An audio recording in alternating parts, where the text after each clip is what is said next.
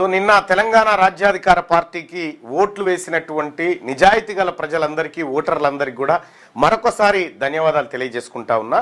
So Telangana రాజ్యాధికార party పర్ఫార్మెన్స్ను ఇప్పుడు ప్రేక్షకుల ముందు పెట్టాల్సినటువంటి అవసరం ఉంది. సో మీరు చాలా పత్రికలు చాలా టీవీ ఛానళ్ళు చూసిరు. లిటరల్గా ఒక మిత్రుడు అంటే ఒక ప్రముఖ సంస్థలో పనిచేస్తున్నటువంటి బీసీ బిడ్డ ఫోన్ చేసిండు నాకు. ఫోన్ చేసి అన్న మా సార్ ఏం చెప్తుండంటే తీన్మార్ మల్లన్న ఒక సీటు కూడా గెలవలేదని చెప్పి మీరు వార్త రాయండి అని చెప్పినంటే మనం వద్దని చెప్పిరుగా సార్ అంటే లే వాళ్ళకి మంచి జరిగేది రాయొద్దు కానీ వాళ్ళకి చెడగింది రాయాలని చెప్పినట్టు వాయిస్ ఓవర్ ఉంది నా దగ్గర. కానీ అతని పేరు రివీల్ చేయొద్దు ఎందుకంటే మన బీసీ బిడ్డ కాబట్టి.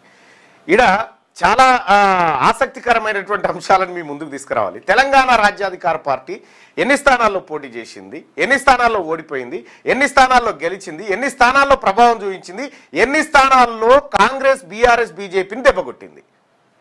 ఒక తెలంగాణ రాజ్యాధికార పార్టీ నిజంగా నిన్నటి ఫలితంతో మేము చాలా సంతోషంగా ఉన్నాం.